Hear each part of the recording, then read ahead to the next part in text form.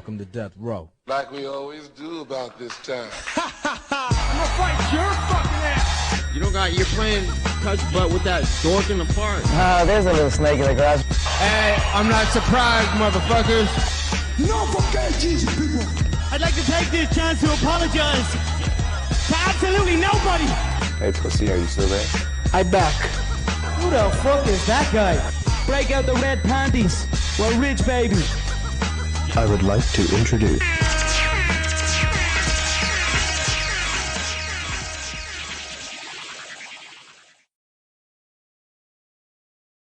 Welcome to the MMAforMoney show, episode 49. We are live. In this show, we will review UFC on ESPN Plus 31, aka Brunson versus Trebezian, the fight that just happened last Saturday, as well as previewing UFC on ESPN Plus 32, Lewis versus Olenek. I am Bob Boss, your favorite garbage man at MMA State of Mind on Twitter, here with Mike, the real Mike Copenhaver.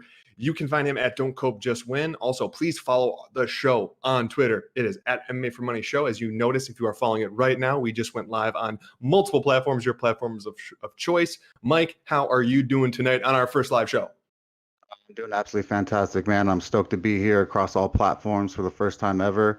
Stoked to talk about some UFC last weekend and this one this weekend.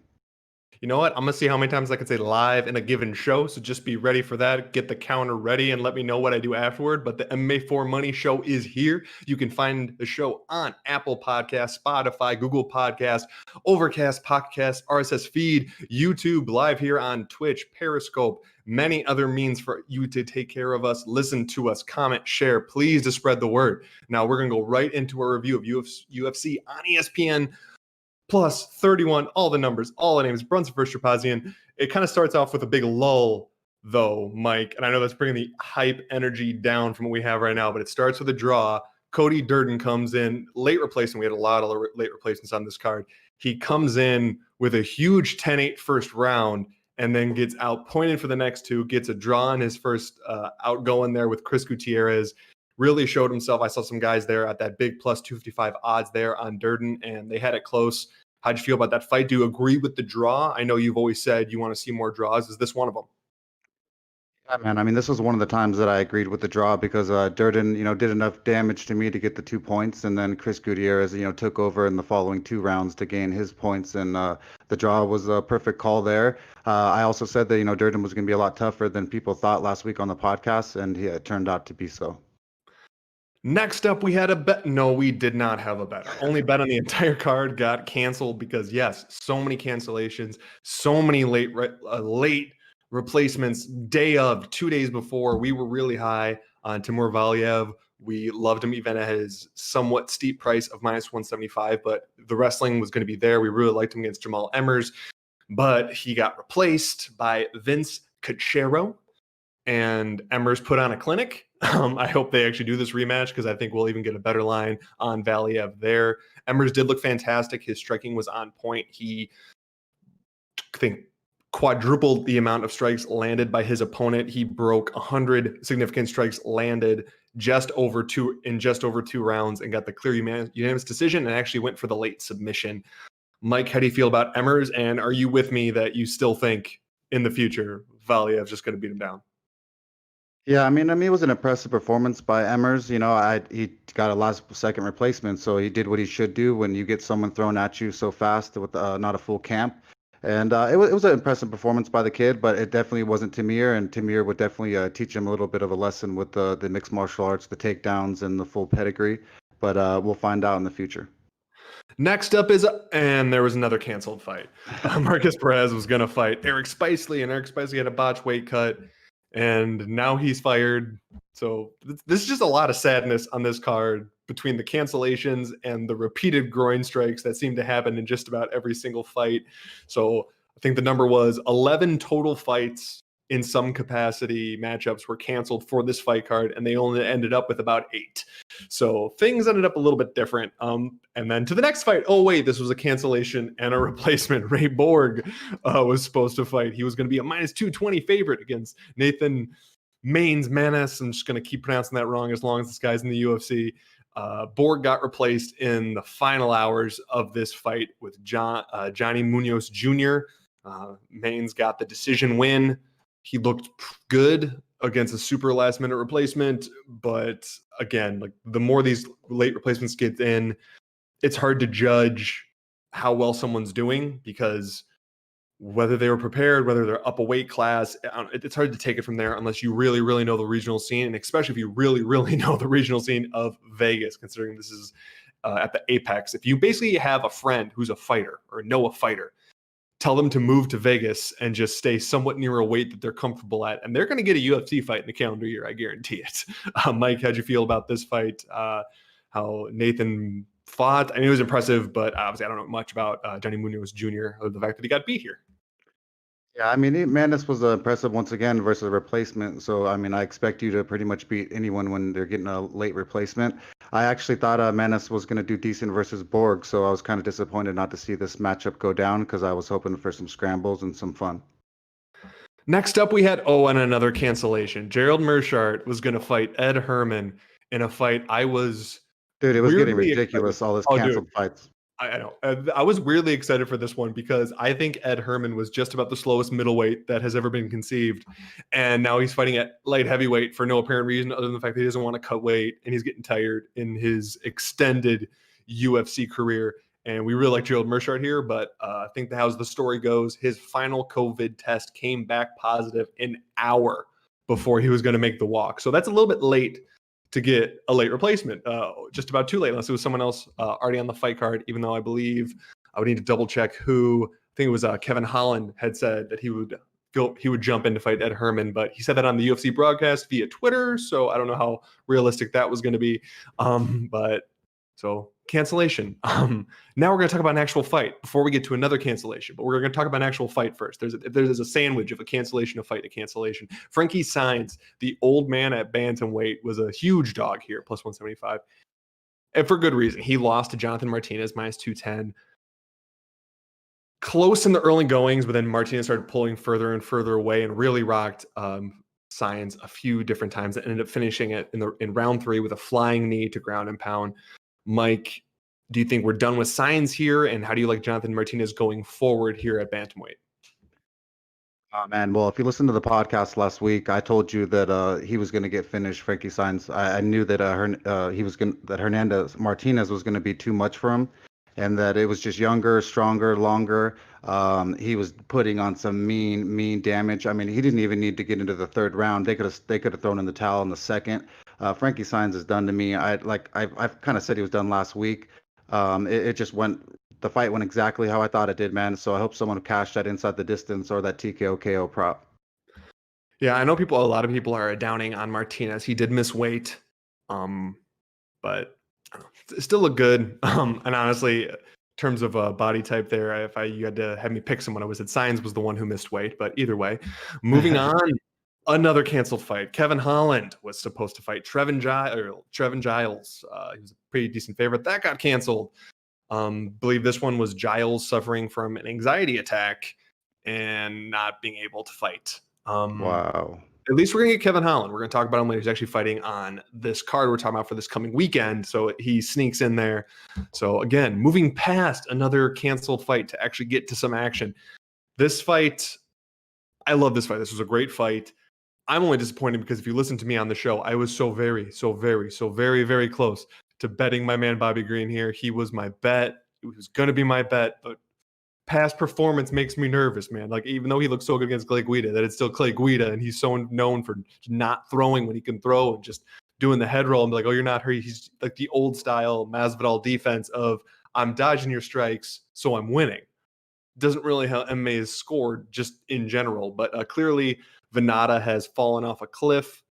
I mean, not that severe, but I mean, just nowhere near where he was. He was a minus 150 favorite going in here. Green was the plus 130, and Green got the unanimous decision win. First round was relatively close with Green pulling it out and just got further and further down the line. Green just completely took control, seemed to rock Venata a couple times, in my opinion.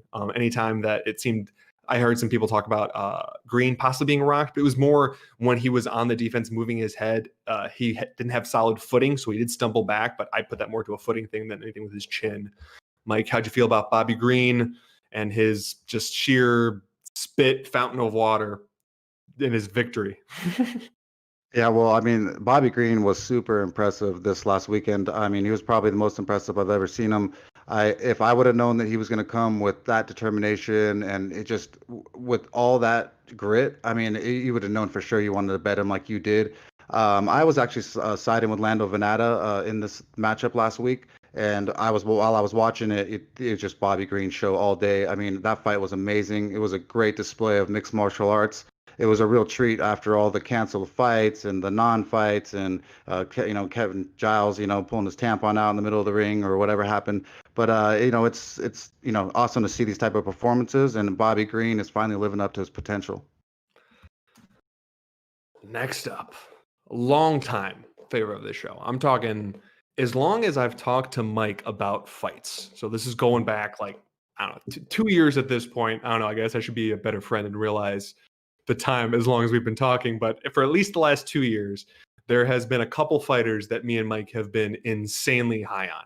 One of which is the man this next fight, Vicente Luque. He was a decent sized favorite, minus 185 against Randy Brown's plus 160, but Luque was doing some serious damage. I mean, Brown was landing, but Luque was landing with such power. It wasn't flashy. It was just clinical and it was strong. And at one point, he lifts Brown up. Brown is trying to get the 3 points down so that he can't get kneed to the head up against the cage. Brown lifts him up Luque lifts him up just enough that his hands aren't touching and just waylays a knee directly into the kid's head and then finishes him with strikes on the ground. It was beautiful and just, I don't know, picture perfect on why we like Vicente Luque.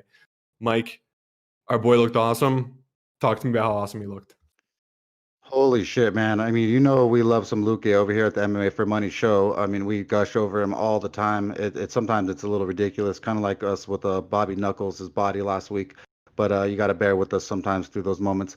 But, it was insane, to see the performance that he did. And I love his jiu-jitsu. I'm a jiu-jitsu guy and a wrestling guy, and I knew that he had the jiu-jitsu all day to submit Brown, and I even saw he didn't even want to really take him to the ground. He didn't want to stay on the ground long. He didn't try to advance for dominant positions as easily as he could have. He could have easily just submitted Brown at pretty much any moment, I truly believe. But then he just wanted to practice his stand-up and just show it off, man. And it was unreal the way that he was lighting Brown up and the damage that he was laying on him. And I just, can't say enough about Luque, and I just hope he keeps learning more boxing and getting better defense so that his jiu-jitsu can just be on display in the end.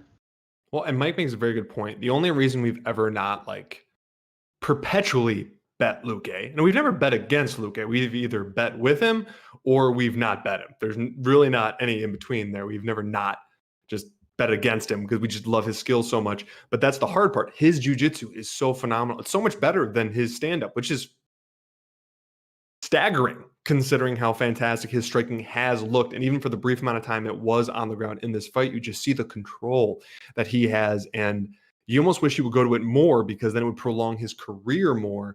And obviously we want to see Vicente Luque, the silent assassin, as one of the best nicknames for the person. Just matches up great that you could have. We want him to last as long as possible. You also want to see him jump up in competition a little bit. Obviously, he's lost to Stephen Wonderboy Thompson in the past, but I mean, there's plenty of contenders there at 170 that I would favor Luque against and would like to see him fight. Now, if it seems like we're rushing through a little bit, we're just trying to give you guys more time on the upcoming fight card. So we're trying to burn through and with the results with a little bit of reaction so we could really delve into this fight card because there's some great fights on this fight card. And we have plenty of bets to make up for the fact that the one that we had in the previous fight card got itself canceled. In the co-main event, this one was rough. A lot of guys in our circle are big fans of JoJo Calderwood, and she just looked bad, man. I mean, in the early going, she was landing a little bit, but I mean, it went down to the ground early, and she looked like a fish out of water. And then Maya got that armbar, and there wasn't a big sweat going, so she had it solid and just cranked it. Mike, talk to me about that submission and I know JoJo kind of went there with it, but I mean, Maya looked phenomenal. I'm not saying that she's gonna win a title or anything like that, but good fight, but rough fight for Calderwood. Yeah, man. I mean, we love JoJo, but I mean, she was stupid as could be in that position. I mean, I have no clue what she was doing, sitting inside of the Maya's guard and giving her arm and just not trying to stand up, not trying to break away to stand up to strike again. I mean, why would you take the risk versus someone with a jiu-jitsu game down there? And she literally gift wrapped her arm and gave her the arm. So it was weird, man. It sucked really bad. It was just kind of another one of those blah moments for the night because we do love JoJo, but that performance was gross. And congratulations to Maya. The armbar was spectacular, but I do look forward to fading her versus Shevchenko greatly. In the main event, Derek Brunson fought Edmund Shabazian, or rather, Wesley Snipes from Demolition Man fought Edmund Shabazian, and he looked every bit of Wesley Snipes in Demolition Man. If you've ever seen that movie, just next level on him. It was close in the early going. Shabazian actually had a really good first round. I was impressed. I was more impressed how he seemed to be. How do I put this? He wasn't as overly exaggerated on his offense as he typically is, like completely going for the finish. Like he was trying to get the finish, but not in a dumb way. Not to say this in a horrible way, not in a bull rushing Derek Brunson kind of way. Because even Derek Brunson didn't do that this time. It was impressive. Like he stayed back on the back foot. He was willing to the counter strike. He got his wrestling going a little bit to tire Shabazian out. And I don't know, in the later goings of the second round, when it started to become more and more clear towards Derek Brunson, I mean, as weird as it is, I know obviously Shabazian lost. I hate to break that to anyone who I guess didn't watch the event, but Shabazian lost. Brunson looked great, and he looked in a losing. Shabazian makes me really impressed with him going forward, to the fact that he's already like only a little bit below the level of Brunson at 22. Has me completely blown away where this kid could be if they're smart about his career. Give him a little bit of I'm not saying like a throwaway fight in his next fight, but like a couple steps down, lower of the maybe like 15, 14 in the rankings, to just ease him back into it. And he could be a star in the future. He absolutely can be. And kudos to Brunson. Got the win when he was getting laid out to slaughter for the hype train, as the UFC is prone to doing with him. And I don't know, get to see him going forward. Mike, how'd you feel about this main event? And I guess where do you see either fighter going forward? Like, who would you like to see Brunson fight next? Man, after all the cancellations and everything that went on this event, this was actually a treat. Derek Brunson looked amazing versus Shabazian. Shabazian is young; he's no joke. He's got a long career ahead of him, but he doesn't need to take the excess damage that he kind of took this weekend, in my opinion. But Brunson has been in the game for a long time. He's put in his work. And he's one of those not just gatekeepers, but he's just always right there. A long time ago, he never even had a real head coach, didn't have a real camp, didn't have any real support behind him until Dominic Cruz, brought it up to him and told him he's ridiculous for not having a real game plan. So hats off to Brunson. He looked absolutely amazing. Dethroning the Wonder Kid that they were hyped up so much this weekend.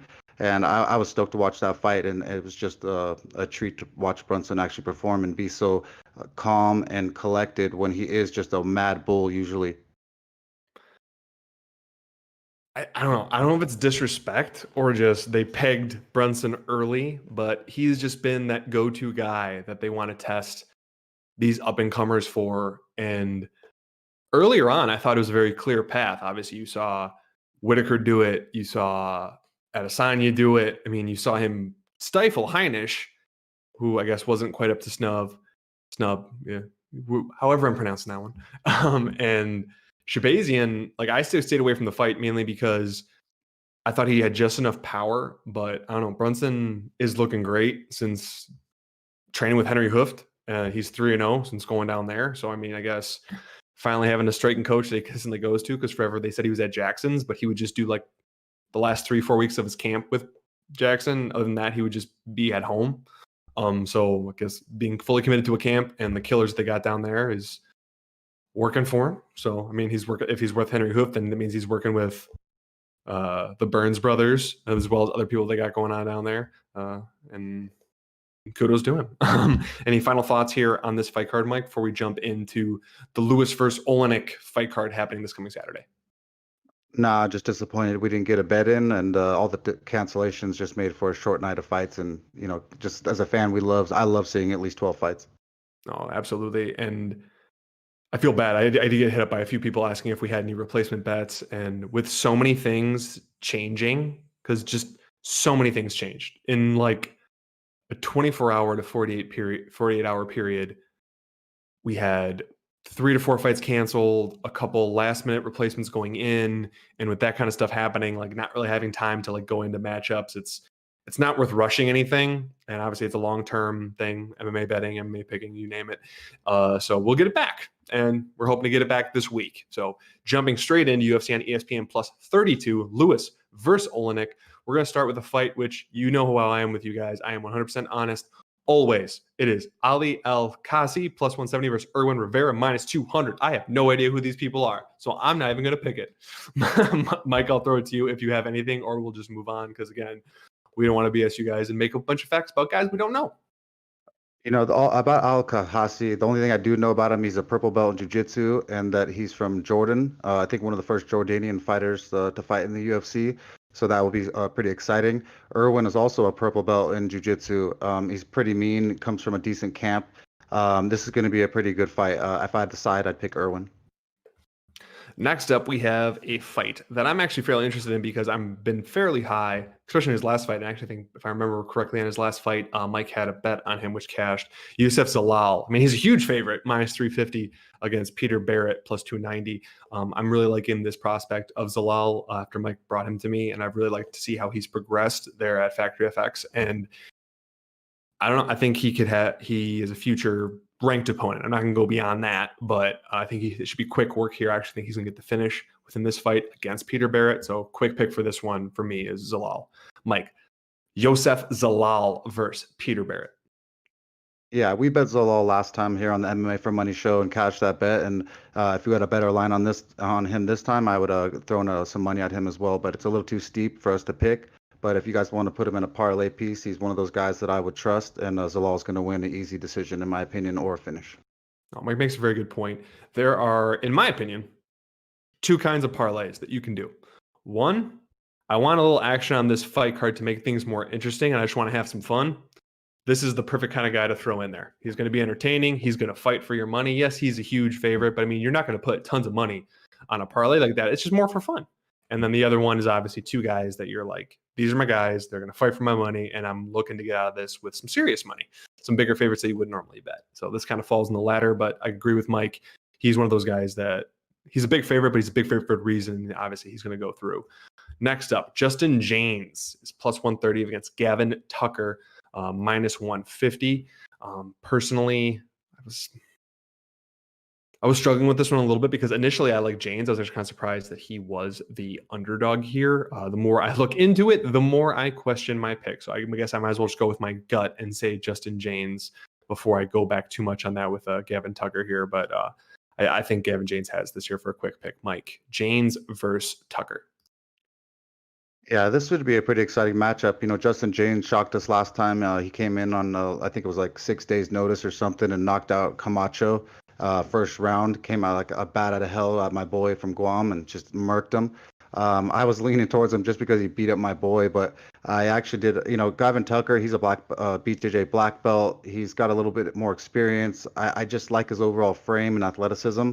So I would favor Gavin Tucker in this matchup. And Justin James is a brown belt in BJJ, so he's not far off, but on the ground, I feel like Gavin Tucker's more superior. In our next fight, yes, we have a bet, and good Lord willing, it won't be canceled. Andrew Sanchez, the 11-5 middleweight. We're at middleweight here, is fighting Wellington Turman. Andrew Sanchez is plus 135. Wellington Turman. I always feel like I'm going to say that wrong. Usually because he's lying next to like just the Tucker and the Turman next to each other. I'm working on it. He's minus 155. We really like Turman here.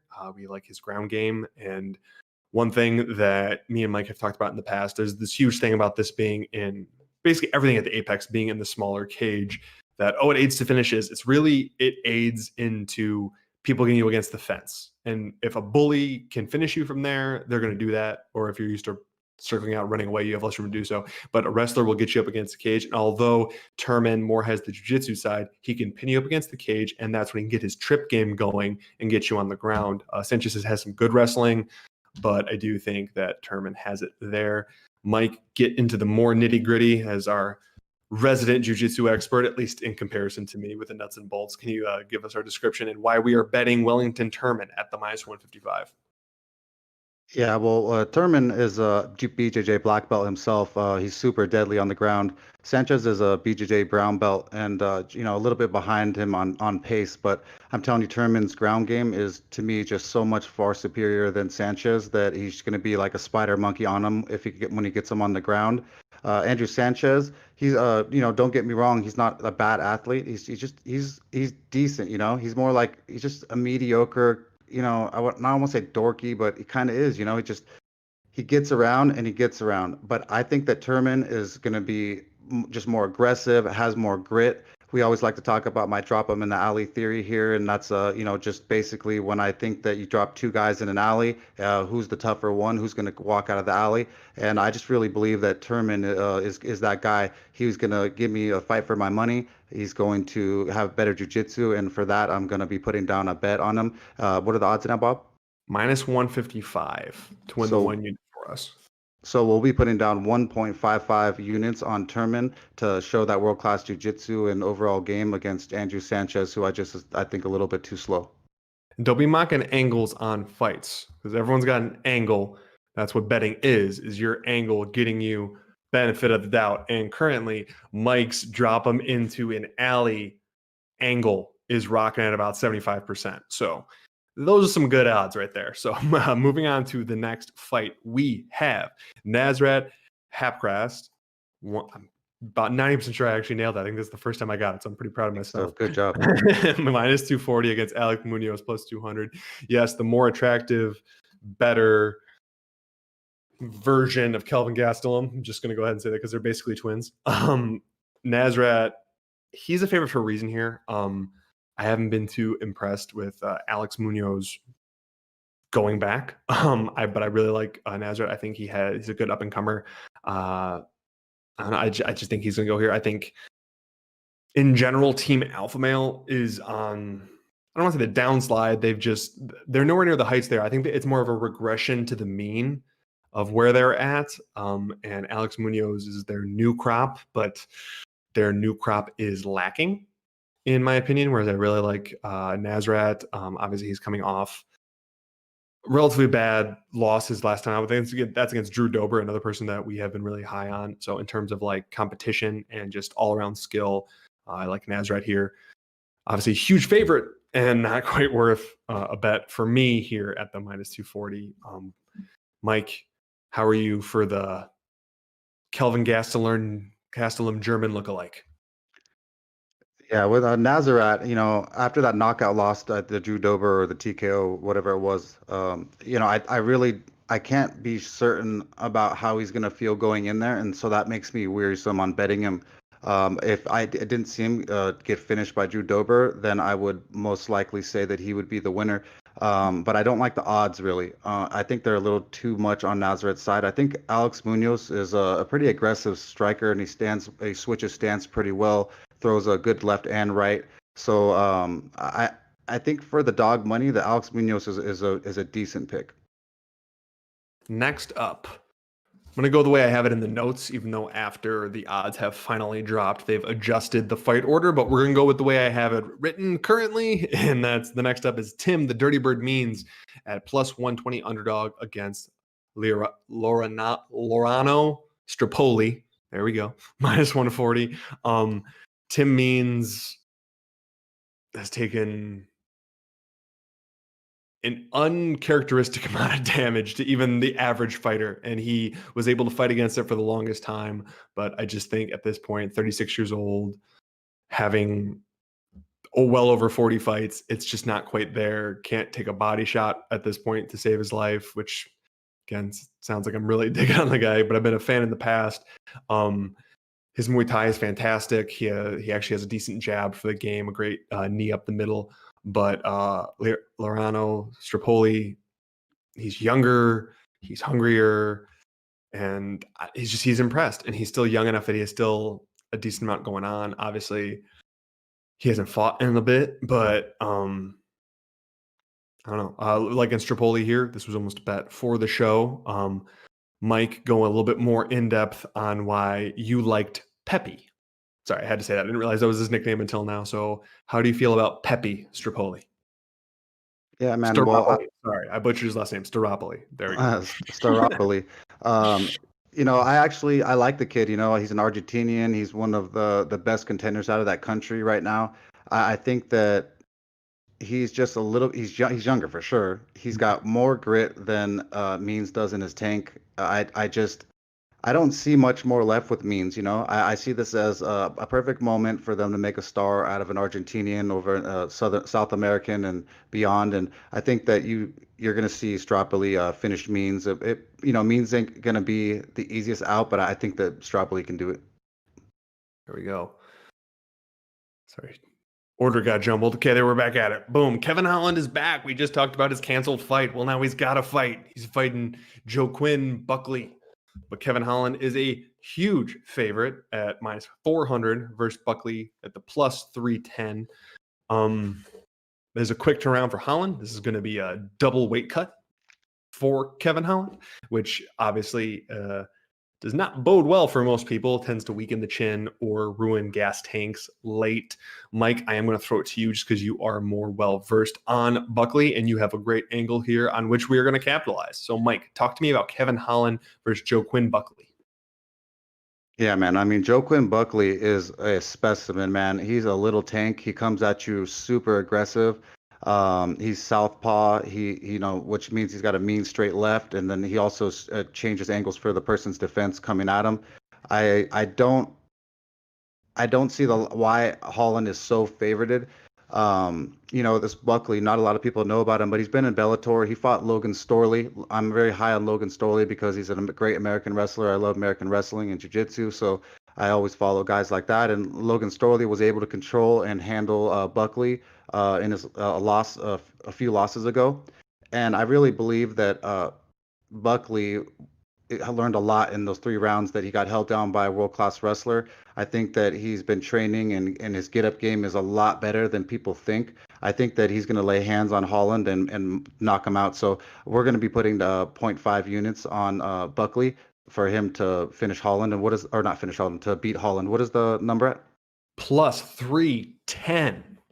So we're going to be one of the few people back in Joaquin Buckley. I think that he's a mean southpaw. He's gonna give us a fight. So you guys be ready to watch this thing. Next up, we have the Benny versus the Hot Sauce. We have Beneil Dariush. He is -170 favorite against Scott Hot Sauce Holtzman at the +140. I am big, very big Beneil Dariush fan. And honestly, I've been a fairly big Holtzman fan in the past. I think that given his skill set and his late addition into MMA, like his late migration into MMA, he has done a lot. He has shortened up a lot of skills that he needed and gotten a lot better. He's actually able to throw in combination, which some guys that have been in the game for twice as long as he has can't even do. But it's just still not there. He's very much more the athlete than the fighter, which in a lot of cases, that'll help you out. It really will. Obviously, Dariush's chin isn't what it once was. I'm not going to go as far as to say it's gone because I don't think it is. I think he has shortened up his defense, quite a bit. And his kicking game is phenomenal considering he started with grappling and he's a grappling ace.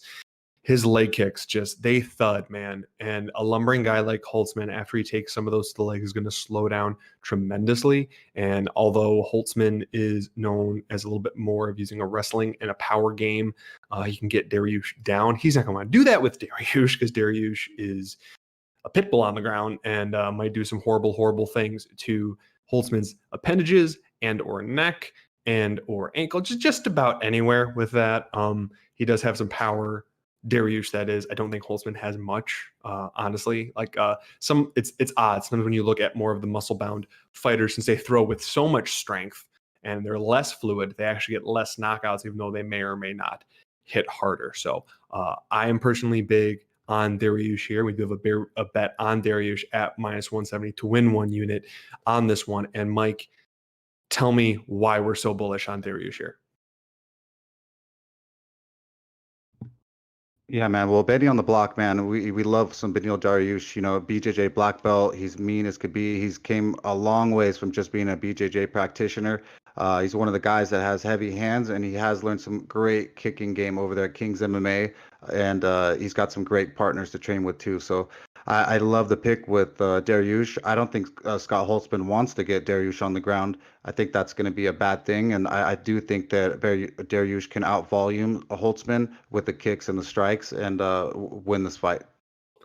Just want to give Mike credit on that Benny from the block statement. I very much enjoyed that. You basically, if you get any like mid to late 90s to about like 2010 pop culture reference, you're my boy for life. So just know that about me if you ever want to make me smile on any type of social media. So yes, that we have a bet on that one. Don't worry, we always review our bets at the end of the show in case you want to skip there or you just forgot to write something down. Next up, we have Yana Kunitskaya minus 235, my bad, sorry, versus Jalija Stoliarenko, who was plus 195. That was good, dude.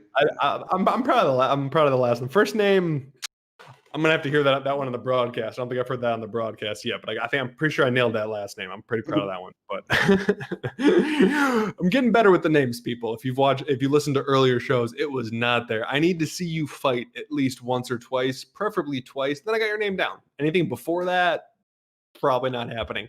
And especially if I decide not to listen to commentary that fight, which also sometimes happens.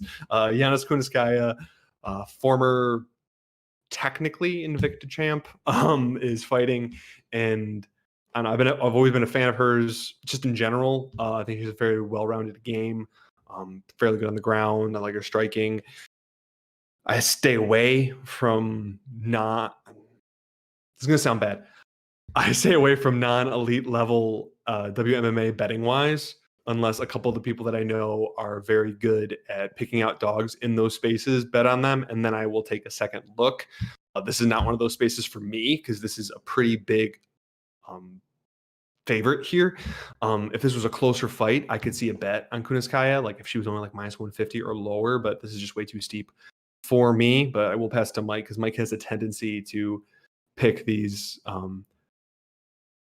say bottom half of the top 15 WMA fights like it's his job, especially if the odds are close. This one's a little bit steeper. But Mike, how are you feeling about Kunitskaya versus Stoliarenko? Yeah, man. I mean, this is a weird matchup. You know, you look at both girls, their records are sloppy. You know, their girls aren't that good anyways in the sense of mixed martial arts in the upper echelon. Kunitskaya should win this fight. She has more experience. She's been in there with a lot better game. I think that the Jujilja, or however you say that, she only has one chance to win to me, and it's an armbar finish. And that's what she seems to like to get as a submission. And girls don't get it that often, but the fact that she has it on her record shows she has some skill with an armbar. But I don't think she's done it on anyone at Kunitskaya's level. But if you did want to flick something on the underdog here, I would say that submission prop would be the only thing that you would be worth your money. But I think Kunitskaya, the veteran, will get a decision. Next up, we have a fight of a guy that I know that I completely undershot his last go. Is Maki Pitolo. He's fighting Darren Stewart. Darren Stewart is the favorite, minus 185 against Maki Pitolo, plus 160. I undersold him versus Charles Byrd a lot. I thought it was clearly a pick'em fight and didn't really want to pick a side. And he just, I don't know, he took it to Charles Byrd, finished him in the second round. The hard part here is now he's taking a step up to Darren Stewart, which I think is a big jump. I really like Darren Stewart's wrestling and he's impressed me throughout his UFC, I don't want to say tenure, but he hasn't been, I guess he's been in the UFC longer than I thought. He bottomed out and then came back in, but he has a split decision over Darren Wynn, although Darren Wynn's a little bit of a bust. Has a split to Shabazian. That was Shabazian's UFC debut. He was the one who first and only person to take Shabazian to the distance and had it close enough that he lost a split. So kudos to him. I do think he has a bright future, although apparently I am undershooting Patolo a lot. So I'm going to stay away from picking this fight just in general, because apparently I can't quite gauge where Patolo is at yet. I look forward to watching him fight a few more times to really gauge where I see him. But if I had to just make a quick pick on this one, I'm going to go Darren Stewart. I just think he has just the wrestling to be able to nullify Patolo and just get a decision win. It's not going to be pretty, but I think he can pull it off. Mike, Patolo versus Stewart. I believe you picked Patolo last time when we did the Charles Bird Patolo fight, and you got that one over me. You definitely got that one over me. It was. Remember, I only picked him because I said he's Hawaiian, so I'm gonna go with my Islander dude. And we were like, is he? And then we looked up him. We were like, we had to look it up. Yeah. Definitely. So, but yeah, Patolo's a tough mofo. I'm looking forward to this fight. But not Charles Bird, Darren Stewart is no joke, man. He's been in there with some world class athletes. He went the distance with Edwin Shabazian, like you said. I really think that Darren Stewart's going to be too much for my boy Patolo, as much as I hate to say it. And I think that Darren Stewart's going to win this fight. We're going to have a sad co-main event. I mean, I guess it depends where you're looking at it. In the co-main event, Chris Weidman, the former middleweight champ, is coming back to middleweight after a botched light heavyweight bid where he got hurt, and he got hurt bad by Dominic Reyes in the first round, and then got finished by Souza before that, and had a little bit of a shining moment against Gastelum, but that was just more just sheer size and just more proof that Gastelum isn't a middleweight. Sorry, Gastelum. And more losses before that, all stemming back from the time that he did not get saved when he fought Luke Rockhold and took way too much unnecessary damage, and it just seems to still been going with that. I'm going to count this up because I think this is definitely a point. So starting then, TKO loss, then a TKO loss to Romero, then a loss via knee from Musasi, then a loss from punches to Souza, then a loss from ground and pound to Reyes. So he's gotten finished 5 of his last 6 fights. That's a lot of damage, man. Retire, please. Dude, it's getting rough. And I know he jumped up to 205 but he did what everyone does when they jump to 205. That used to be an elite middleweight. I'm jumping to 205. So like there's not much of a cue to fight John Jones. So I'm like, I'm gonna beat this guy I'm fighting. I'm not even paying attention to the guy that I'm fighting, and I'm gonna beat him. It's like it's no problem. I'm gonna beat him. I'm not even worrying about it. I mean, didn't learn from Luke Rockhold saying that or anybody like that. I'm just gonna go up to light heavyweight. It's fine. I'm automatically gonna win, and then I'm gonna fight John Jones for this big fight. And you know what? I think I have a style that can beat him, and then he got beat out. I've been very impressed with his opponent. He's fighting Amari Akhmedov. Oh, sorry. Let me give you guys the odds real quick. It's actually super close. If you would have told anyone at any other point in time, other than the last like year to two, no one would agree with you with these odds. But here they're almost a gift on the other end. Is Chris Weidman is a minus 115 favorite versus Omari Akhmedov, who's minus 105. Akhmedov has been on a pretty decent tear. I mean, he had a draw with Vettori, and I can't remember if you are, Mike, but I know I've been super high on Vettori. I've talked about it on the show. He has won me plenty of money. He's coming up big in this division. And I mean, I don't know, Amari has hurt some people. He goes decision more often than not, but he just throws on volume that I don't think Weidman can do, man. He's being held together by duct tape. He was borderline being held together by duct tape when he was the champ. He would get injured, but then they were okay with him taking time off to recover so he can come back and perform. But he didn't have knees when he got into the UFC from his life of wrestling. He's very honest about that. And this is another, 10 years after that? I want to say, because I saw him fight Maya at the UFC on Fox 2 event. It's got to be 2010, 2011. So that's 10 years ago. He didn't have knees and was just being held together by just sheer will and determination. And now a lot of that's gone. Spaghetti noodles holding them together. Oh my goodness. So I would love to see Weidman win. At this point, I don't think it's going to happen. I like Omari here. And pretty much if he hits plus money at all, I will likely have a bet on it. There's no bet on this fight as of right now. For the show or for me, but if this just tips into that plus money category, especially if it starts to climb a little bit, like if that last minute, we love Chris Weidman, money starts coming in, I'm gonna have to bet on him the other way. It's just it's time for him to put him down. And if he loses here, even if it's not bad, I hope he does. I hope he puts the gloves down and it's over. I don't always want to call for fighters to retire, but when you get finished 5 of your last 6, it's probably time. Mike, how do you feel about this co-main event with a former champion and I don't know, someone who may never be champion, but can clearly beat someone who used to be?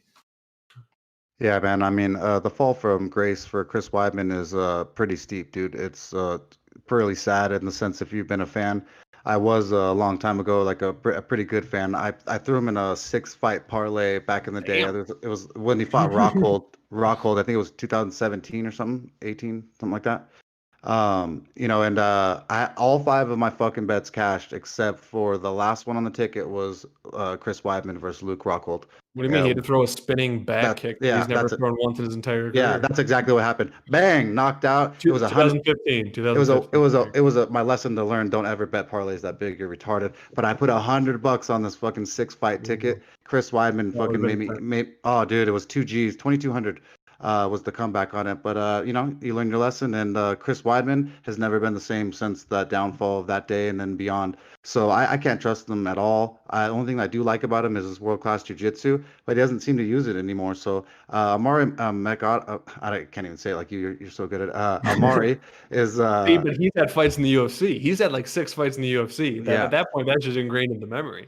Omari is a tough son of a bee, dude. If you're going to sign up for a fight in the UFC, I don't want it versus a gritty, grindy wrestler who's going to hug me and smash me against the fence or want to be so close to me for all 15 minutes. So I don't see it going very good for Chris Weidman. I think that Omari will win a decision. I hope to get some plus money on it, but there is no bet here for us. Yeah, again, we always share out what the bets are through our random means through the Twitter account. I always post my bets, which usually reflect the shows. Occasionally there might be another one on there. And obviously if you think Mike has another bet going on, by all means ask him. We're very open. DMs or just comments or whatever on Twitter, we respond to everyone. I'll let you know if I bring up something on the show of, I'm waiting for weigh-ins on this one. It's not going to be an official bet, but maybe if it happens, I'll by all means give that out to you. Just all you have to do is ask. So if this hits plus money, you'll see it on my Twitter. And if you don't, ask about it, and you will be told or suggested or nudged in the appropriate direction if that's the way you were leaning otherwise. So we're going to go to a main event that I absolutely fear is going to be frustrating, because most Derek Lewis fights are frustrating. Love me some Derek Lewis for a lot of reasons, but sometimes his fighting style is not one of them. Derek Lewis is a -225 favorite against Alexei, the boa constrictor, Olenek. Actually, let me give you guys an update, because the main event odds are the ones that typically jump around the most. Lewis down to -210, Olenek +175. Some serious money coming in on there, because when I did these notes are from yesterday. That's when he was +185, and at one point today he was +200, given some chats we've had with other people. So money's coming in on the boa constrictor for obvious reasons. His striking has really come together. He can throw in combination, which if you hear the show for any length of time, I love, because volume wins fights, in my opinion. He throws more volume. It's cleaner. He's obviously better on the ground. He's not as big as strong and doesn't have as much one-punch knockout power, especially ground and pound, but he can get you in these weird submissions. I mean, obviously the joke has been in the past, Olenek has never subbed like an Ezekiel choke on a heavyweight, even though he's done a ton of them. He's never done them to a heavyweight that doesn't have a neck. And Derek Lewis falls in that category of heavyweights that don't have a neck. So that might protect him here. It's just, I have vowed a long time ago, I do not bet Derek Lewis fights, because even if you have a hot take on it and you really think someone's going to win, like when he fought Volkov, yeah, I thought Volkov was going to dance around him and just land, and he did. He did. The entire fight. And 3 rounds and 4 minutes. Or when he fought, I'm not going to try to pronounce his name because I'm not sure I can. Big, hairy heavyweight that he fought in his first main event. Starts with an A. I can't, whatever. He got wrestle destroyed for the entire fight. And that was a 5-round fight, mind you. And then it was in the end of the 4th, early in the 5th. He landed a bunch and then got the finish. He was going to lose that fight too. If that was a 3-rounder, he would have lost that one. Derek Lewis just, if there was ever a puncher's chance, like his nickname should be Derek the Puncher's Chance Lewis, because it's just what happens, man. And he finds it. It's not that like, oh, it's a puncher's chance and he has a 10% chance of winning. Derek Lewis has a puncher's chance of winning, but it's like rocking like 65, 70% right now, which is ridiculous. Guys that are vastly superior than him in skill get themselves slept. It's embarrassing. And I want to come here and tell you that Oleinik's going to win. And I want to come in here and tell you that he's going to find a way to win over the course of the 5 rounds, whether it be by submission or just winning a decision. I mean, it'd be really boring towards the end of that type of fight, especially with how tired Derek Lewis gets sometimes. But I would never, ever, ever, ever, ever tell you to bet a Derek Lewis fight. And because I never will again, because I've gotten burned enough times in the past that I just can't do it.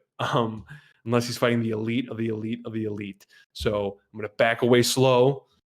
In terms of a pick, I want to say Oleinik, but I almost don't want to say Oleinik because if you agree with me, I don't want you to bet it and lose money. But I'm going to pick Oleinik because you know what?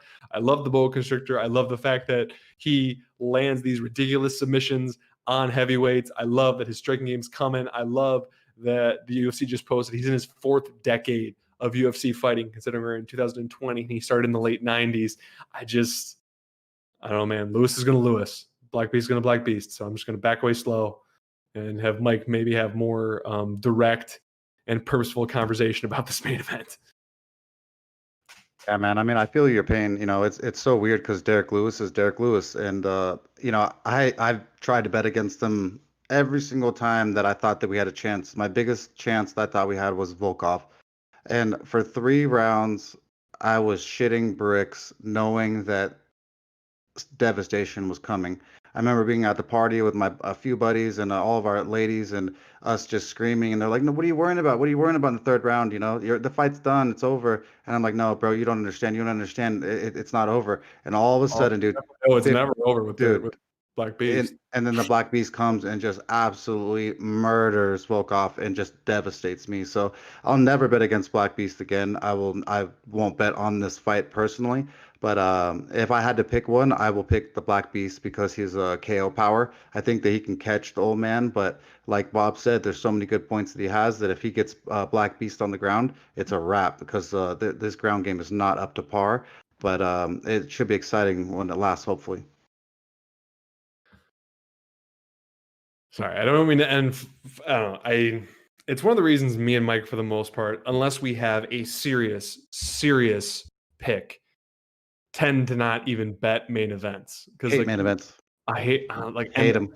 I love watching main events, and Yep. Mike made a very, very good point. I want to say it was 3 shows ago where the betting of the main event is just rough because if you win, don't get me wrong, you feel fantastic. It makes your night. But if you lose, even if you win, like, because we had plenty of events where we won like 2 fights earlier on in the event, it's going to be a winning night regardless. No matter what happens, we bet on the main event, it loses. You just end the night just sad and like wanting everything to be over and just so pissed, even though you won over the course of the night. Because you lost, likely something, I'm not saying something fluky happened, but something crazy happened, or it was just all around a great fight for the most part, because rarely in a main event do you pick a guy to win and he doesn't perform at all.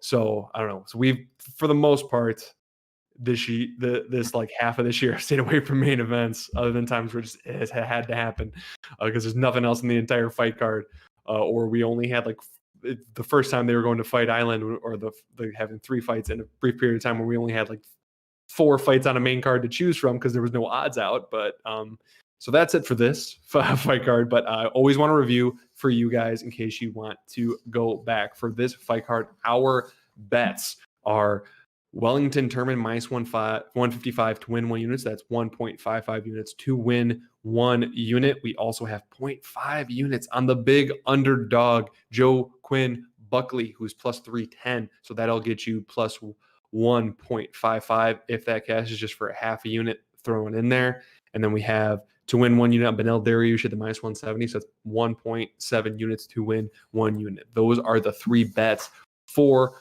our fight card. Next week, the preview will be for UFC 252, Miocic versus Cormier 3. Now, Mike, before we jump and we do our outro and we bid adieu to all the people and we say goodbye to all of our live people, all you people watching live, we love you. Mike, do you have anything? I'm going to keep saying that. I'm going to say live as many times as I can. Mike, do you have anything to say to said people before we bid them farewell for the night? Yeah, I'd just like to thank all you guys for listening, subscribing, supporting us as we go through our journey. Make sure you guys go to MMAforMoney.com and get yourself a NASCAR package. I say it every single podcast, and every single podcast that we review. MMA for Money Prime has hit another NASCAR this weekend on Sunday, a plus 1,400. It's one unit. You get 1,400. He gets you a whole bankroll for almost a whole year to go with. I mean, don't be dumb. Get yourself an MMAforMoney.com and NASCAR package. And NHL just started, and Prime's already up like 5 units. So get your package. Now, we normally have a very specific outro, and we're going to do that one. But before we even jump to that one, I want to put an addendum to that before we do a full edit and just let you know, for all of you watching live and for the future shows that are going to be live, we have additional ways that you can watch us. When you're watching us live, you can watch us live on YouTube. You can watch us live on Twitch. You can watch us live on Periscope, live. I told you, I'm trying to go for the record with the lives. Okay, now we're going to talk about the subscription, how you could do that. Well, don't forget to subscribe to your platform of choice when you want to listen to it at a later date. That's Apple Podcast, Spotify, Google Podcast, Overcast Podcast, the RSS feed. And obviously, I said on YouTube, we are live, but also we have smaller tidbits of the show broken down for individual fight breakdowns, individual discussions, little bits of time that you could just enjoy for 2 to 3 minutes. We share those on Twitter. By all means, spread the word on those. Please like, comment, and share to spread the word. You like the show, other people will like the show. Share your like for the show. And with that, let's roll.